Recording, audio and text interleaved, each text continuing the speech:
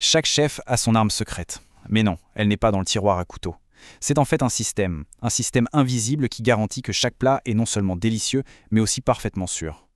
Aujourd'hui, on va plonger dans ce monde de règles très précises et de contrôle de tous les instants pour comprendre comment tout ça fonctionne. C'est vrai, on y pense rarement quand on commande au restaurant. Mais derrière chaque assiette, il y a un défi immense. Garantir la sécurité de ce qu'on mange, ce n'est pas juste une petite option en plus. C'est une science rigoureuse et une obligation absolue pour n'importe quel professionnel de la restauration. Assurer la sécurité des aliments, ça va bien au-delà d'un simple coup d'éponge. Évidemment, c'est une responsabilité à la fois légale et morale qui est encadrée par un vrai labyrinthe de réglementation scientifique souvent très complexe. Pour un restaurateur, c'est un véritable casse-tête au quotidien. Heureusement, face à ce défi, l'industrie a trouvé une réponse. Un outil qui a été conçu spécifiquement pour transformer ce labyrinthe réglementaire en un chemin clair et pratique. C'est un peu le héros de notre histoire, le GBPH. Ce fameux héros, c'est donc le GBPH, le guide de bonnes pratiques d'hygiène. Il faut vraiment le voir comme un super traducteur. Il prend le jargon réglementaire européen, parfois un peu lourd, et il le transforme en gestes simples et concrets pour la cuisine de tous les jours. Et le détail qui change tout, ce guide est rédigé par des pros pour des pros. Et là, attention, il y a une nuance essentielle.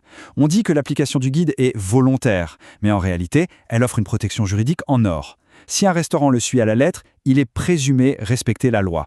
C'est un véritable bouclier en cas de contrôle. Bon, alors comment il marche ce manuel de la sécurité? Le GBPH, ce n'est pas juste un livre de règles à apprendre par cœur, non.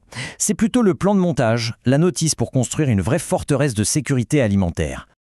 En fait, le guide repose sur deux piliers. D'un côté, on a les bonnes pratiques. Ça, ce sont les fondations, les gestes de tous les jours, bien se laver les mains, respecter le planning de nettoyage, etc. De l'autre côté, il y a les points critiques. Là, c'est différent, ce sont les moments décisifs, les ça passe ou ça casse, comme la cuisson où la moindre erreur peut avoir des conséquences graves. Le guide aide à bien gérer les deux. Mais attention, ce guide n'est pas une fin en soi. C'est avant tout une boîte à outils. Une boîte à outils qui permet de passer du concept à l'action et de construire un véritable plan de bataille documenté pour la sécurité en cuisine. Et ce plan de bataille, il a un nom officiel, le PMS, ou Plan de maîtrise sanitaire. C'est le dossier de sécurité de la cuisine. Il contient absolument tout, les règles, les procédures et surtout les preuves écrites que tout est sous contrôle. Au cœur de ce PMS, on trouve la méthode d'analyse, on pourrait dire le cerveau du système. C'est l'HACCP.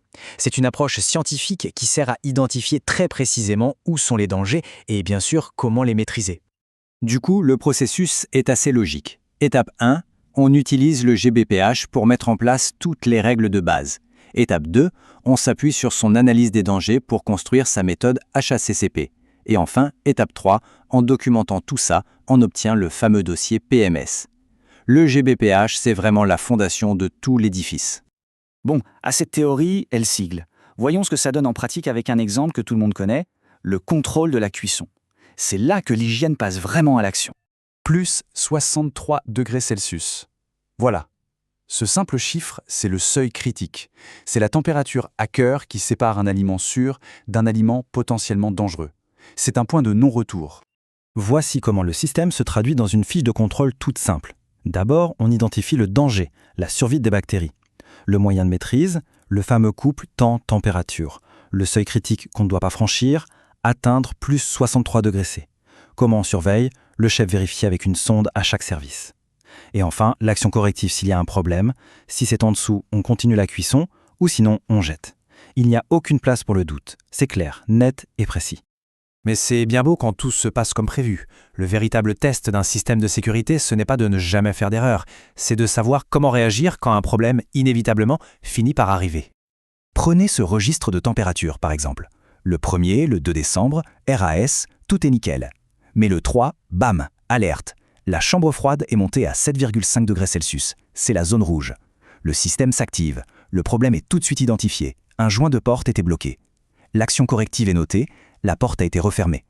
Et un nouveau contrôle un peu plus tard confirme que tout est revenu à la normale. C'est ça la preuve d'un système qui fonctionne. Et c'est ça le point le plus important à retenir. Noter une erreur et la corriger, ce n'est pas du tout un échec. Au contraire, c'est le signe d'un système qui est robuste et qui est maîtrisé. L'inspecteur, il ne cherche pas la perfection, il cherche la preuve du contrôle. On termine donc avec cette question qui résume finalement toute la philosophie de la sécurité alimentaire. La marque d'une cuisine vraiment sûre, est-ce que c'est de ne jamais faire d'erreur ou est-ce que c'est d'avoir un système infaillible pour toujours la détecter?